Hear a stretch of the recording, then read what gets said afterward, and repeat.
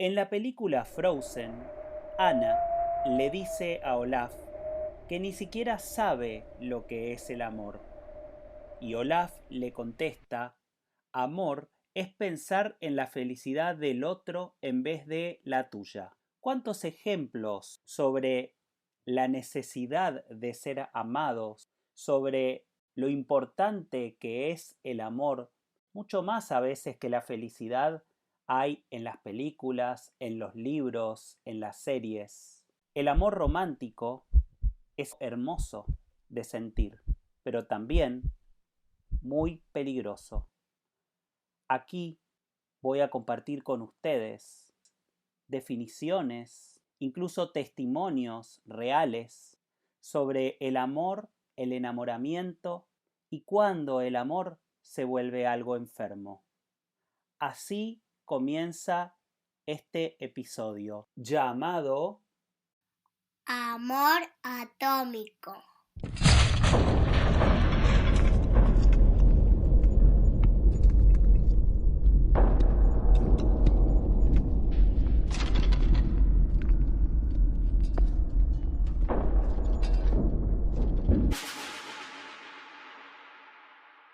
HDP.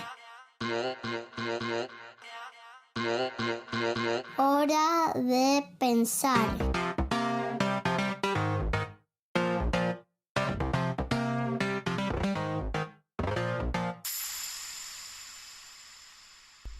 Empecemos por hablar de la diferencia que hay entre el amor y el enamoramiento, ya que es muy frecuente que las personas en general crean que lo importante en una relación es estar enamorados. El enamoramiento es el principio en una relación. Es una sensación de idealización por el otro, donde se genera una base que tiene que ver con estar demasiado a gusto con el otro, no querer pasar ni un rato sin esa persona. Seguramente vamos a extrañar a esa persona mientras no estemos con él o con ella. Y la verdad es que es un momento necesario en los vínculos, porque genera una base desde donde después se va a construir el amor. Pero es un estado que muchas veces se confunde con la locura, porque el amor en esta primera etapa es un amor ciego, es un amor donde hay un montón de velos que ocultan los defectos de la otra persona y hacen que lo veamos como nosotros queremos verlo, para que encaje con esa idea de príncipe o princesa azul que cada uno tiene. Lo normal es que con el tiempo este enamoramiento pase a convertirse en un amor, o precisamente al conocer los defectos de la otra persona, entonces decidamos no continuar con el vínculo. El enamoramiento en la adolescencia, en nuestras primeras relaciones, es muy fuerte. En cambio, cuando nos convertimos en adultos, cuando vamos creciendo, luego de varias relaciones quizás, puede ser un enamoramiento con menos intensidad. Muchas personas se equivocan creyendo que si no estamos enamorados todo el tiempo, entonces la relación está mal o no está funcionando. Y la verdad es que estar enamorados todo el tiempo sería algo que no nos permitiría trabajar, seguir con nuestras vidas, poder ocuparnos de otras cosas, porque es un estado que nos posee tanto que muchas veces justamente se lo compara con cierta locura. Una investigación llevada en el University College de Londres afirma que el amor puede en efecto cegar. Según este equipo de expertos británicos, el amor puede afectar los circuitos cerebrales. Los circuitos neurológicos que normalmente están asociados al sentido crítico están adormecidos cuando estamos enamorados. Es decir, que cuando una persona está enamorada, sus sentidos están afectados por esta idealización. Están tomados por esta relación donde uno ve al otro como quiere verlo y no como realmente es. Pero sucede que a medida que van cayendo los distintos velos, nos encontramos con la persona real. Y entonces ahí es donde se supone que pasamos a una etapa mucho más madura, que es el amor. En el amor somos más conscientes de las virtudes y de los defectos de nuestro compañero o nuestra compañera. Y a partir de ahí tomamos la decisión de crecer en el vínculo hacia otros proyectos, como puede ser convivir, como puede ser formar una familia. Pero justamente lo importante es que, aunque ese enamoramiento inicial quizás nunca más se repita, dentro de la relación de amor, cada tanto vuelvan a haber momentos de enamoramiento. Y digo distintos a ese primer enamoramiento, porque ya conocemos a la otra persona, porque quizás la fascinación inicial terminó, pero es responsabilidad de la pareja justamente que cada tanto podamos volver a encontrarnos, a disfrutar, a tener momentos que pueden ser de micro enamoramientos a través de una salida, de un fin de semana, de alguna actividad compartida que haga que volvamos a elegirnos. Si nosotros solamente nos amamos, entonces el vínculo puede entrar en una meseta que inevitablemente termine consumido por la rutina. Y ahora sí, llegó el momento de hablar de lo que significa el amor. El amor es la aceptación del otro como es no querer cambiarlo, porque cualquier relación que empieza con la ilusión de querer cambiar al otro, de querer mejorarlo, es una relación que no empieza desde la aceptación. Amar al otro es ser empático y poder ponerse en el lugar del otro, pero también al mismo tiempo tener en claro mi lugar y mis necesidades. Amar al otro significa potenciarlo, no apresarlo para que esté junto a mí. Cuando estamos en una relación saludable, en una relación de amor nutritivo, queremos que el otro crezca, celebramos su crecimiento y justamente tratamos de que el otro sea libre. Cada uno es responsable de sus actos, de sus acciones y deciden todo el tiempo si quieren estar juntos o no. Ningún vínculo puede ser un vínculo saludable si el otro está con nosotros sometido, si el otro deja de ser sí mismo. Eso no es amor, o en todo caso, como estamos viendo en este episodio o vamos a empezar a ver, eso es un amor del tipo patológico, es decir, enfermo. En el libro El Profeta de Khalil Gibran habla del matrimonio usando palabras que podrían aplicarse perfectamente para hablar sobre el amor. Él dice: el profeta habló del matrimonio. Almitra, la profetisa bien amada, volvió a interrogar al maestro: ¿qué nos dejarás sobre la verdad del matrimonio? Y él respondió: juntos han de permanecer quienes juntos así lo soñaron. Juntos los hallará la sombra que disipe sus claros días. Juntos reposarán en la suprema memoria de Dios Todopoderoso. Juntos, pero con espacios en tal cercanía, para que el viento encuentre cielo donde ensayar una danza entre ustedes. Amarse con devoción no es atadura. Transformen las quietas orillas del alma en inquieto mar de amor. Llene el uno al otro su copa. No beban de la misma copa. Compartan el pan. No muerdan el mismo trozo. Estén alegres, canten y bailen, pero dejen sitio para el aire entre ustedes.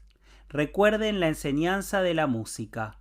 Las cuerdas de un laúd vibran la misma melodía, pero no se superponen. Entreguen el corazón, pero no permitan que el compañero se apropie de él. Los corazones enamorados están en las manos de la vida. Permanezcan juntos, pero no se ahoguen. Los pilares que sostienen el templo ocupan cada uno su espacio.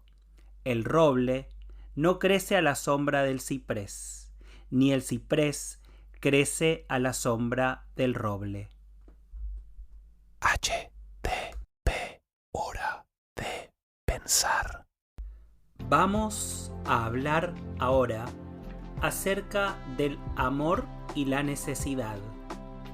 Cuando recién nacemos inmaduros, nacemos prematuros, todos los seres humanos. La diferencia con otros mamíferos es que al nacer, por ejemplo, un potrillo, al rato de nacer puede incorporarse y andar. En cambio, los seres humanos nacemos con inmadurez neurológica, una indefensión tal que necesitamos al otro para seguir creciendo. De hecho, esa inmadurez neurológica lo que hace es justamente que se tenga que exterogestar. La palabra exterogestación tiene que ver con lo que la madre y los adultos de alrededor de confianza tienen que hacer para que este niño termine de madurar. Esto se logra estando cerca, teniéndolo encima, dándole de mamar, generando en el niño confianza y apego para que de a poco termine de madurar. Es como el golpe de horno que le falta luego de salir de la panza de la madre. Cuando en un niño esto no ocurre, pasa lo que en un documental de 1952, conocido como Emotional Deprivation de René Spitz, se ve que luego de la Segunda Guerra Mundial, donde habían fallecido muchos adultos, muchos niños recién nacidos y de corta edad habían quedado en orfanatos y las enfermeras y el personal médico no daban abastos para poder tenerlos en brazos, para poder darle ese golpe de horno necesario para madurar y para salir adelante. Todas las veces que veo este video de René Spitz sobre la deprivación emocional, me vuelve a dar escalofríos. Porque ver a esos bebés y a esos niños realmente desnutridos, imposibilitados de moverse, niños que a lo mejor tienen 6 años y ni siquiera pueden caminar, están como en cunas, por justamente la falta de apego, porque en ese lugar después de la guerra no daban abasto para poder cuidarlos, y se ve, aunque justamente impresione mucho, las consecuencias de el no estar presentes, incluso la muerte por marasmo de estos niños.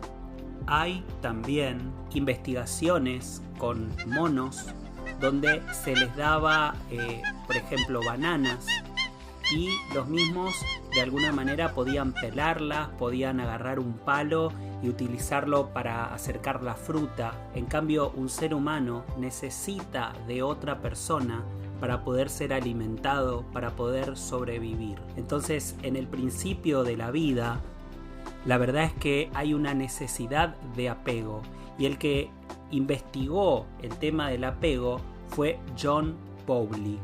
Y John Bowlby lo que decía era que el apego es esa confianza que tienen los niños con un adulto para poder salir a la vida, para poder de alguna manera estar protegidos y de ahí en más poder desarrollarse. Y que ese apego puede ser de dos tipos, puede ser un apego normal o seguro o un apego inseguro o evitativo. Y de acuerdo a esto, justamente a medida que crecemos, cuando nos convertimos en adultos, la idea cuando elegimos a alguien es que sea desde el deseo.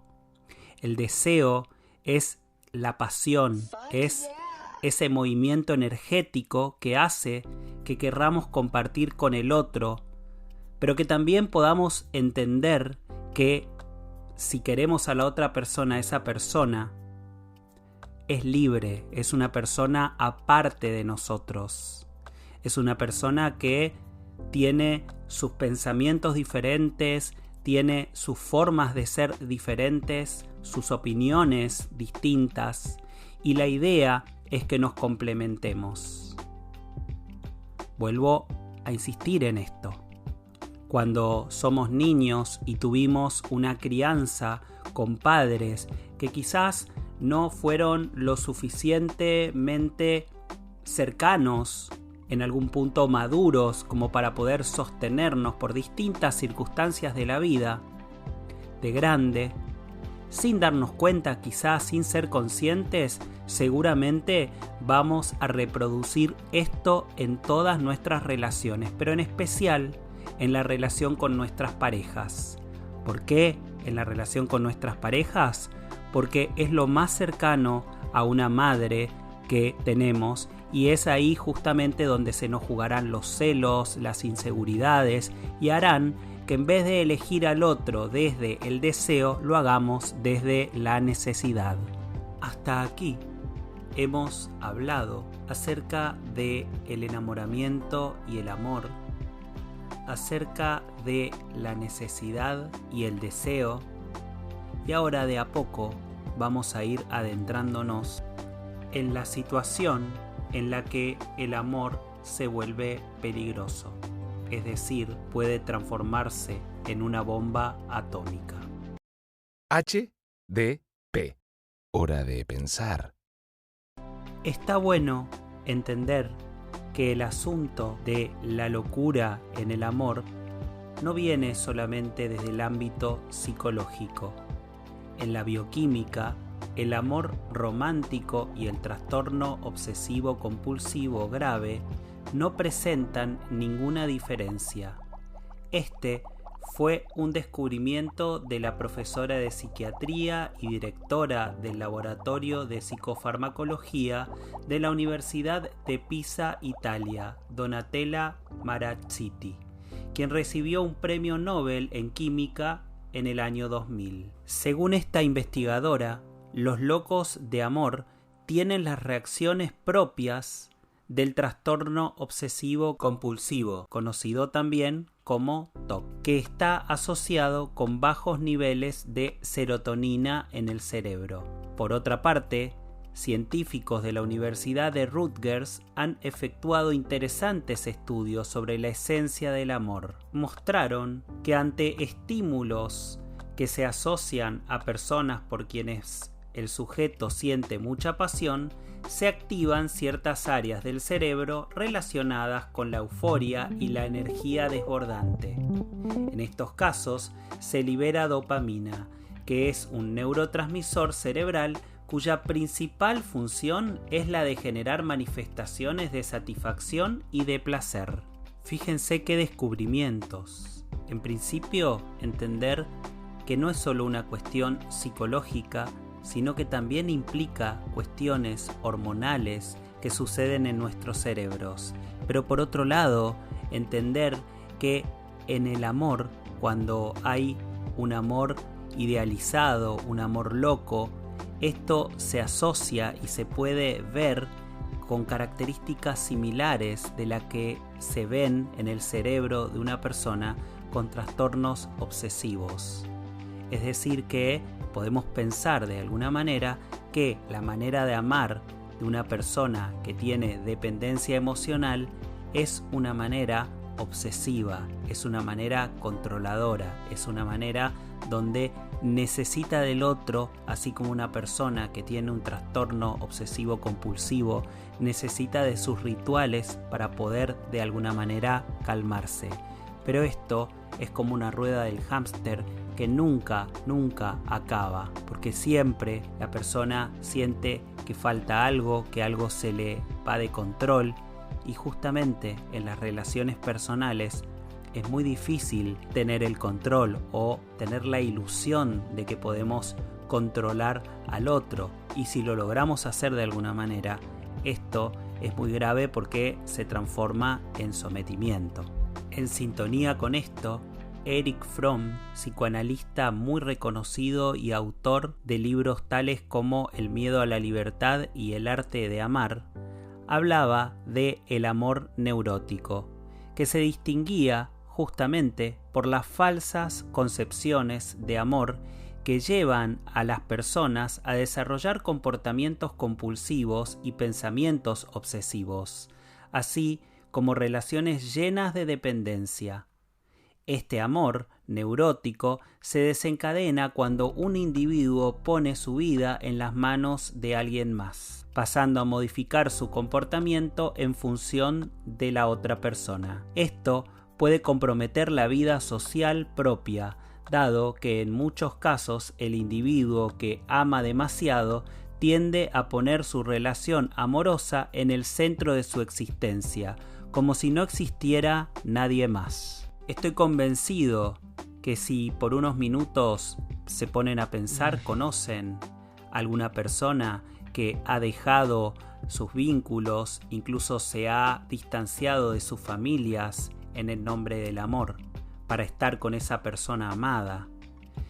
Seguramente alrededor de ustedes tienen algún caso o ustedes mismos han pasado por una situación así, en la que el centro de la vida era esa persona amada, y para estar con esa persona, por miedo a perderla, uno estaba dispuesto a renunciar a todo.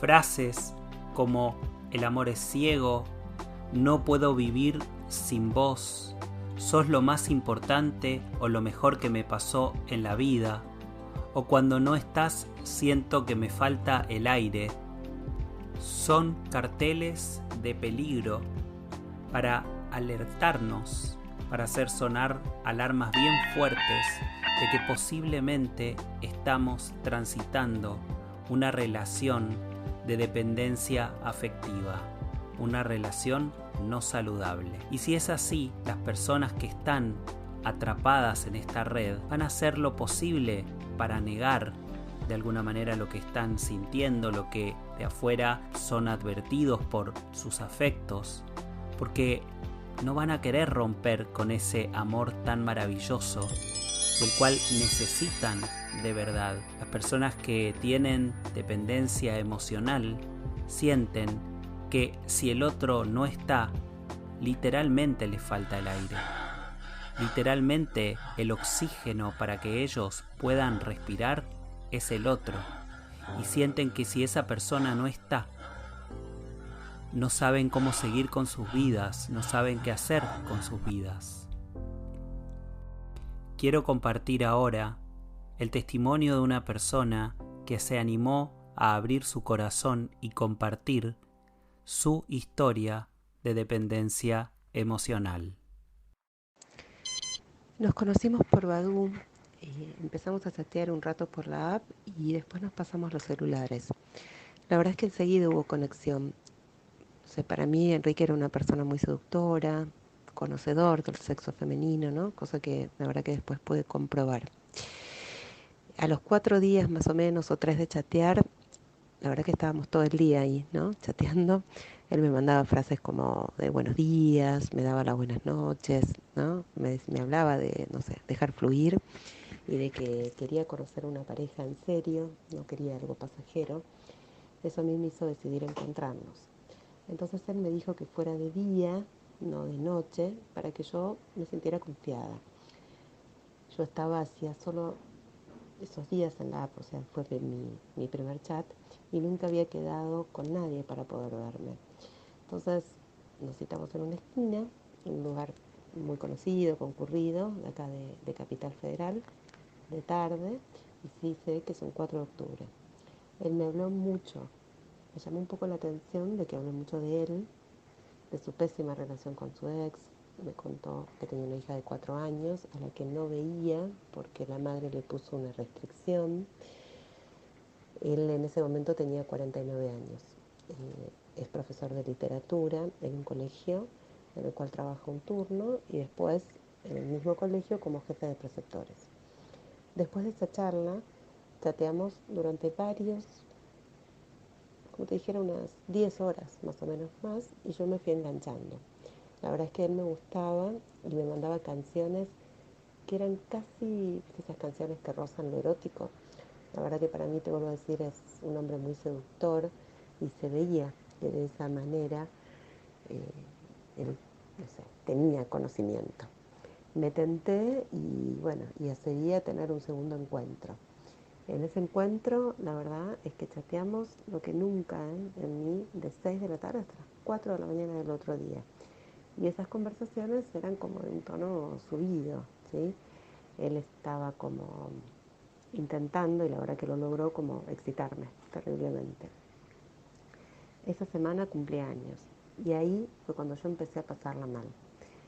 Me suspendió 2 citas que habíamos acordado, que bueno, supuestamente iban a ser para tener sexo por primera vez después de todos estos encuentros vía chat, y que me había prometido íbamos a pasar el cumpleaños juntos porque él estaba solo.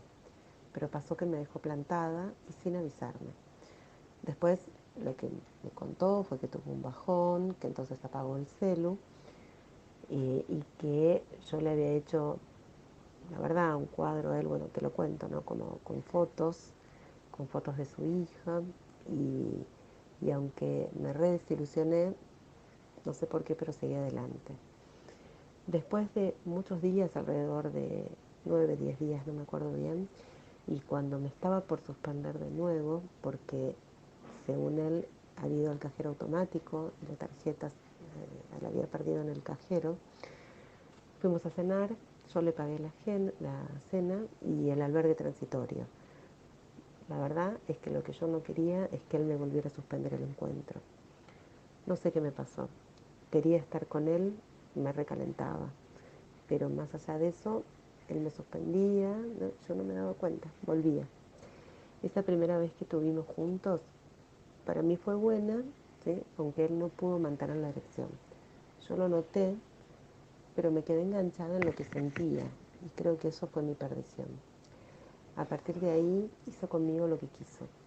Le presté plata para cargar la sube, para cargar el celular. Otra vez me pidió que le pague los cigarrillos, para que, no sé, tuviera con qué gastar en la semana porque seguía con los problemas con su tarjeta. Le pagué también hasta la cuenta.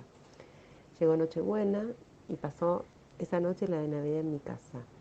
Yo le presenté a mi mamá y a mi hermano, nosotros lo festejábamos juntos, y le dije que estaba bien si quería traer a un amigo que según él tampoco tenía dónde pasarla. Para el 31 le presenté a mis hijas, no quería que él estuviera solo, ¿no? Y mi hija de 15 años esa noche tuvo un ataque de pánico porque para ella fue muy fuerte conocerlo, verme a mí con alguien, y se encerró en el placar. Pasaron 2 meses, ¿sí? En los cuales, sin llegar a ver a su hija, pudo volver a tenerla los sábados, ¿sí? Según él me contaba, nunca me contó por qué.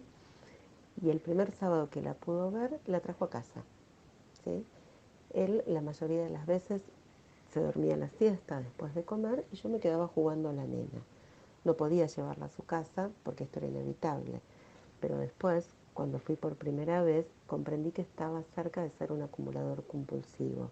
Esa gente que acumula todo lo que encuentra, eh, que no tiene lugar, ¿no? Ni para circular en la casa porque está lleno de cosas. Yo me reencariñé con Juana, de 4 años. Le pagué los pasajes para que se fuera al interior del país, al sur, para que se fuera de vacaciones con ella. Me daba pena que no pudieran compartir solo por un tema de dinero que yo tenía y él no. Él tenía una casa allá que había heredado de sus padres. La verdad es que todos los fines de semana venían ambos a comer a casa. Sabes que después del primer encuentro sexual, él me contó que tomaba una pastilla psiquiátrica por depresión y que no tenía erecciones, que era por eso. Los 10 meses que estuvimos juntos no tuve más relaciones que esa primera vez, aunque le pagué la consulta a un médico, un andrólogo, para que lo ayude y ver cómo podía solucionarlo. Llegué a lavarle la ropa, le había hecho lugar en el placar para que pudiera tener acá su ropa cada vez que venía, le había dado una mesita de luz, ¿sí? Fueron así, no sé, pasando los meses y yo sentía que podía ayudarlo, que como nunca nadie lo había ayudado. La verdad es que sentía que nunca nadie lo había querido, sé que estaba solo y que mi amor y todo lo que yo hacía por él le iban a hacer bien. Fuimos varias veces a esa casa del sur. Claro, cuando fuimos yo la limpié, la ordené toda, ¿no? Para poder hacerla habitable, porque bueno, él acumulaba. Y en uno de los viajes, mientras me mostraba unas fotos de su celular, le llegó un mensaje de WhatsApp que decía algo así como: amor, qué linda está Juanita. Y tenía el nombre de una mujer. Le pregunté qué era ese mensaje y él me embrolló. Me dijo que era una que seguía atrás de él, después de 6 meses de relación que había tenido y donde la pasaban horrible. Lo hablé con mi psicólogo y él me preguntaba por qué yo me quedaba en esa relación. Me decía que para él era un psicópata y que me estaba manipulando, pero yo me seguía quedando. La verdad es que lloraba todos los días, no era que me quedaba contenta. Y mi psicólogo me derivó a un psiquiatra. Cuando hablé con él, me dio antidepresivos. Fue, no sé, como la primera vez en mi vida. Yo nunca había tomado antidepresivos. Y eso que había tenido 2 divorcios, 3 hijas, ¿no? Un nieto. Hoy tengo 47 años y eso me hizo reaccionar, ¿no? Fue como muy fuerte para mí. Ahí fue cuando pude decidir cortar esa relación. Porque, bueno, se mandó un montón de cosas y fueron tantas que llegó un punto donde pude no creerle, ¿sí? Donde, a ver, sí me pasó que a pesar de eso, todos los meses estuve adicta al celular, controlaba si estaba en línea, estaba pendiente de lo que hacía, cuando era la última conexión. La verdad que estaba enferma. Un día después de haberle dicho a la hija que era la novia, porque él le decía que me diga tía, y a mí eso me pareció horrible, no era la novia, era la tía, después era la novia. La verdad es que lo presioné, se lo dijimos, pero ahí se puso más distante conmigo y ya empezó a no venir los fines de semana. Entonces ahí tomé la decisión de no verlo más. La verdad que se lo pude decirle que le estaba pasando mal.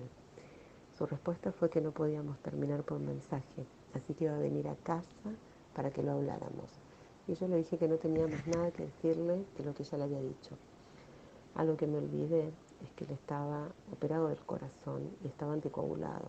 Fumaba mucho, no dormía de noche y entonces, como ni él ni yo, porque estaba con él, ya caminaba, él fumaba y me decía que era por estrés.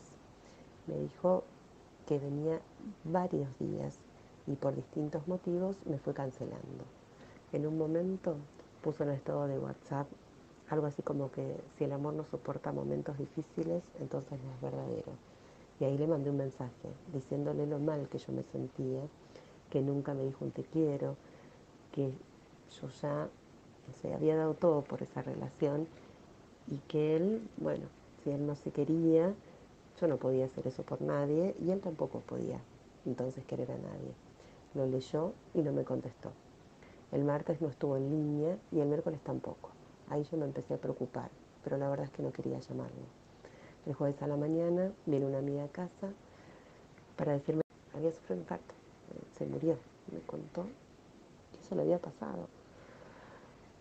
Me bajó la presión, me desmayé y cuando reacciono, la verdad que me sentí horrible pensando que él había muerto solo y que mi mensaje había sido quizás el culpable de esto. Cuando voy al cementerio a verlo, él ya no estaba, ya lo habían cremado. Volví destrozada y subí en Facebook unas fotos juntos. Él me tenía prohibido subir esas fotos de él, de su hija. Perdóname que me pongo nerviosa. Pero esto es muy fuerte para mí. Al rato recibo un mensaje de su ex para decirme que él tenía varias mujeres al mismo tiempo, con las cuales tenía relaciones que eran parecidas a la mía y que también salía con ellas. Nunca estuve enamorado. Ella sabía que conmigo no tenía sexo, pero que con las otras sí. Quedé destrozada. Por Facebook me empezaron a escribir otras personas con las que también había estado saliendo. Con todas había ido a su casa en esa provincia del sur y todas conocían a su hija. Además, no era profesor de literatura, solo era preceptor. El shock me duró meses. En esos meses no pude salir a la casa, lloraba todo el día, lo extrañaba, lo justificaba. Era su vida. Entonces mi psicólogo me sugirió empezar a contar la verdad para poder cerrar esta historia. A partir que lo empecé a contar, me empecé a sentir más aliviada. Nunca pude tenerle bronca ni odio, pero ahora sí me siento un poco más aliviada.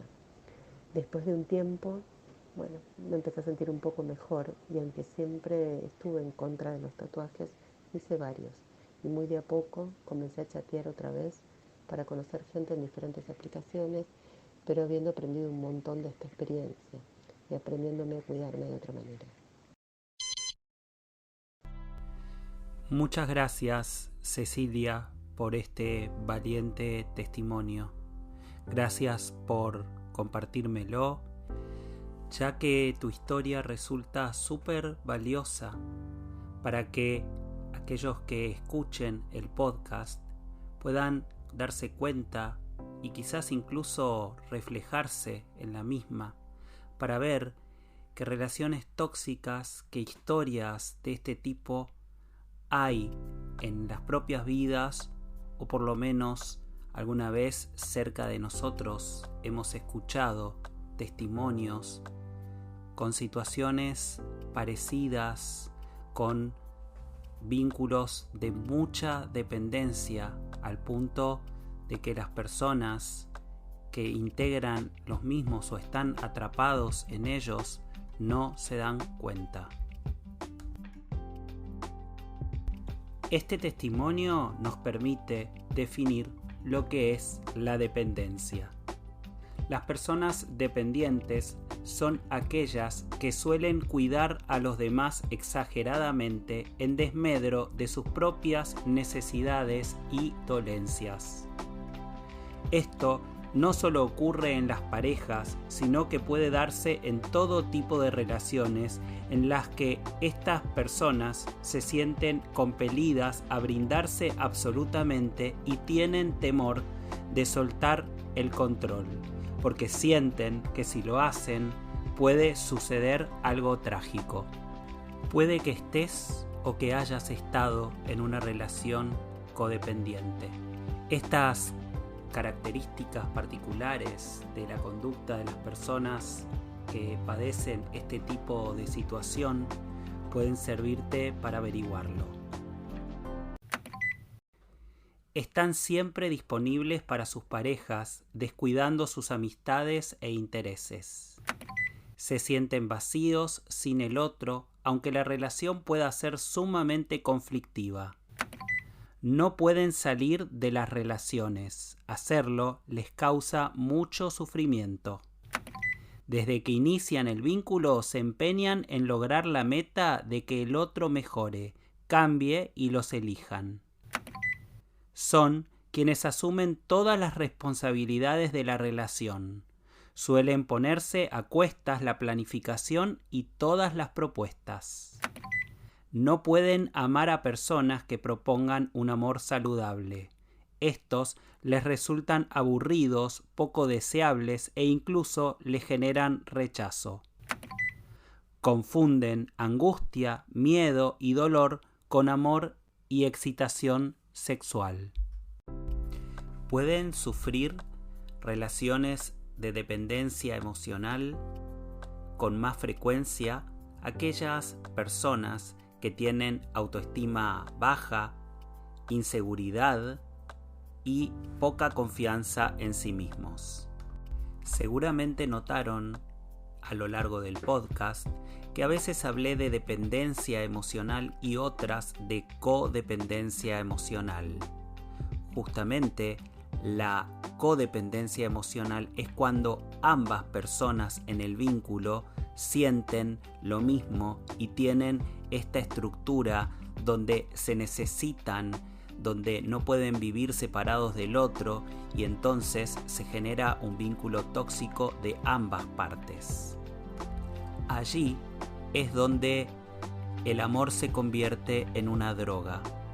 Ambos necesitan imperiosamente de ese vínculo para poder vivir y cuando el otro les falta, aunque sea por un rato, justamente lo que sucede es que aparece la abstinencia, tal como sucede con una persona que hace abuso de sustancias. Desde la República Oriental del Uruguay contamos con las palabras de un especialista en adicciones que también trabaja con este tema y que es un gran referente en toda Latinoamérica al respecto.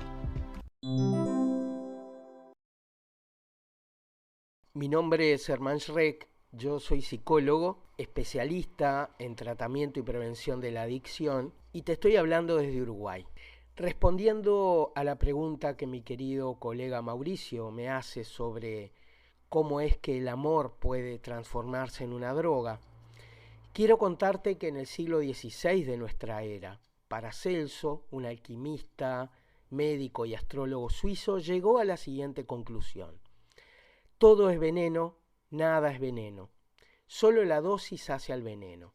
En los años 70, Antonio Escotado Espinosa, un filósofo, ensayista y profesor universitario, nos arrojó en la cara que todo es droga, nada es droga, solo depende de la dosis. Esta y otras ideas similares que llevaron a la cárcel al propio Escotado nos muestran que nada es bueno ni malo en sí mismo, inclusive las drogas y el amor. No me siento con la posibilidad ni la autoridad de brindarte una definición sobre el amor. Es más, creo que definirlo es perderlo de vista y reducirlo solo a palabras que no logran reflejar mínimamente lo que el amor es. Voy a hablarte de una droga que no es un objeto, no ha nacido de la tierra ni ha sido sintetizado en laboratorios. No puedes comprarla en la esquina y si la llevas contigo, no corres el riesgo de que te encarcelen por tráfico. Voy a hablarte de los vínculos amorosos y de cómo podemos volvernos adictos a ellos, especialmente cuando el amor se confunde y se transforma en una droga. El apego, origen de toda dependencia emocional, según la Real Academia Española, es una afición o inclinación hacia alguien o algo. Una de las definiciones etimológicas de la palabra adicto proviene de adictus, del latín, y refiere a alguien muy inclinado o entregado a otro. La palabra adictus nombraba a un tipo específico de esclavo en la antigua Roma, quien era un hombre libre y se entregaba temporalmente al dominio de otro como forma de saldar alguna deuda.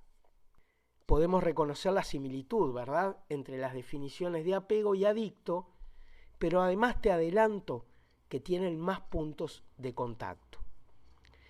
Como escribí en mi primer libro, Soltar las muletas, de lo no dicho a lo no escuchado de las drogas y la adicción, una adicción no se define por lo que se consume o la conducta que se ejerce, sino por lo que la persona experimenta cuando no lo hace. Por ejemplo, cuando trabajo en mi consultorio con una persona adicta, invito a que observe qué siente cuando no está bajo los efectos de las sustancias. ¿Qué pasa con sus emociones, sus pensamientos?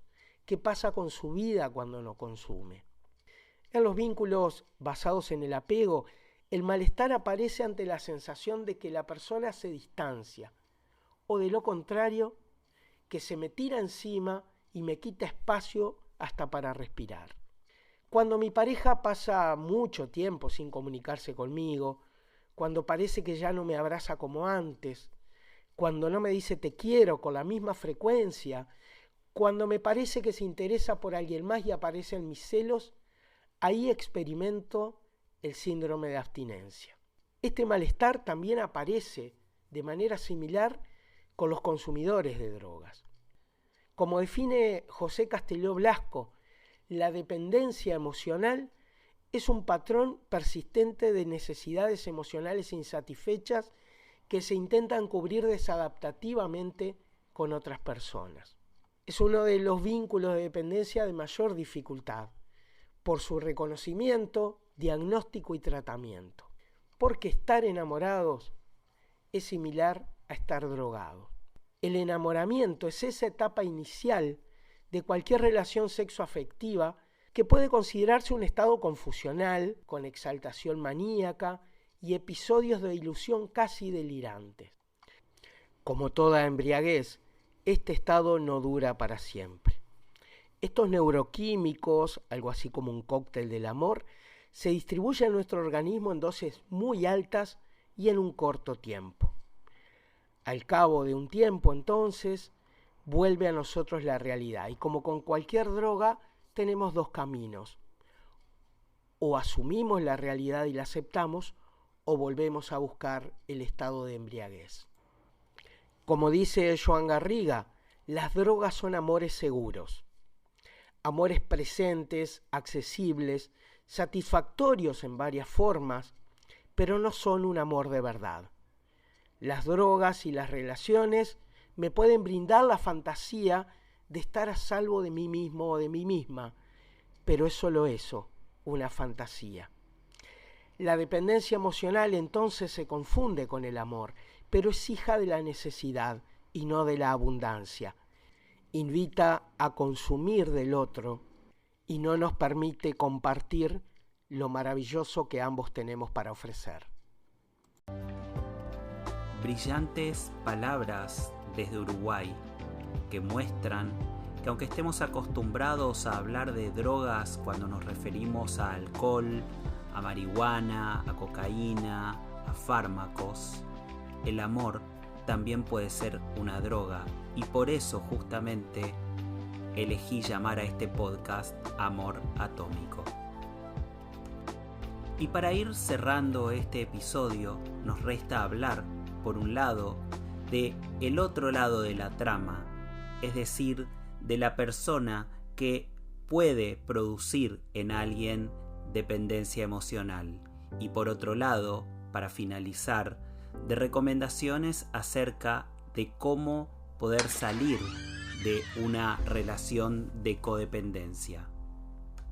Las personas que tienen comportamientos generadores de dependencia emocional recurren frecuentemente al chantaje emocional como forma de lograr su cometido de que dependas de él o de ella misma. Ejemplos de estos pueden ser en un noviazgo el decirles que si lo dejamos o la dejamos se van a matar, o los ex que cuando terminamos una relación amenazan con pelear la custodia de los hijos o llevárselos o generar problemas con respecto a la crianza de los mismos.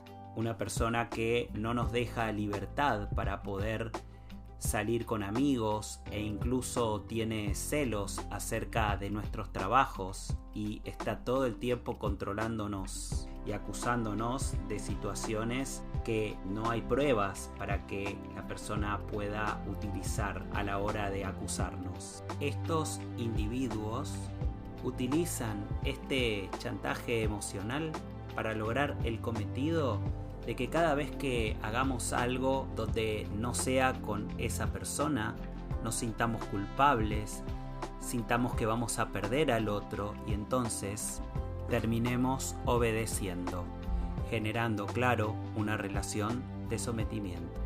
Para salir de la dependencia emocional, será necesario que puedas trabajar en tu autoestima para reforzarla. Tendrás que revisar tus conceptos acerca del amor y la libertad Y por otro lado, ver tu capacidad de autosostén, intentando que cualquier relación que armes en la vida sea para ser compañeros de caminos y que nadie sea elegido desde el lugar de ser un bastón o una muleta porque pareciera que vos solo no podés.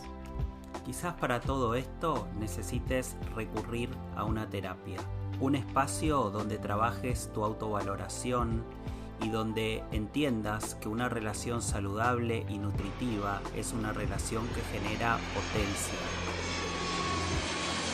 Además de la terapia, muy recomendable, también será importante que estas personas recurran, al igual que existen narcóticos anónimos y alcohólicos anónimos, a grupos de autoayuda para poder trabajar junto a pares que estén o hayan pasado por esta situación y puedan de verdad brindar un espacio para que al mismo tiempo que trabajan en terapia compartan testimonios y hacer los famosos 12 pasos para poder salir adelante de esta adicción.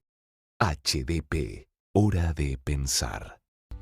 Y bueno, todo concluye al fin, así que estamos terminando este primer episodio de HDP. Era un episodio que originalmente iba a durar media hora, pero finalmente hubieron tantas cosas para compartir que terminó siendo de 1 hora. Les pido disculpas porque es mi primer aproximación al mundo de los podcasts, de la realización de uno, y de verdad créanme que estudié para poder armarlo, estuve aprendiendo a editar sonido, pistas, incluso me hice un curso de podcast y traté de que salga lo más lindo posible. Por supuesto que quiero agradecer muchísimo a quienes me acompañaron en este primer episodio llamado Amor Atómico. En principio a Leandro Leto Dugatkin, quien es actor de doblaje, locutor y periodista argentino, porque me asesoró un montón y además es el encargado de haber grabado los separadores del episodio y que seguramente utilizaré de aquí en más. Por otro lado, a Herman Schreck por haber compartido su sabiduría con nosotros en este podcast, y también a Cecilia por su testimonio. El objetivo que me propuse al grabar este podcast es que pensemos, que después de escuchar cada episodio se queden pensando y esto sirva revisar nuestras maneras de vivir. Les agradezco de corazón haber escuchado todo este episodio y les pido que si les gustó puedan recomendarlo a otras personas, así de a poquito este proyecto va creciendo y tomando forma. Para seguir los episodios en la plataforma que elijas escucharlo, toca el botón de seguir, así te enterás de nuevos capítulos, o seguime en redes sociales como Mauricio Strugo. Acordate de recomendarlo. A vos no te cuesta nada y a mí me sirve un montón. Y si querés hacerme algún comentario, compartirme algunas palabras sobre lo que pensaste a partir del episodio, con gusto estaré del otro lado desde el lugar que elijas comunicarte para agradecerte, para recomendarte alguna lectura o simplemente para saludarte. Como ahora, donde te deseo una hermosa vida y que tengas un amor súper nutritivo.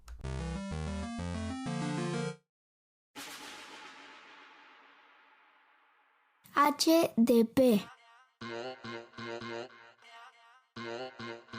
Hora de pensar.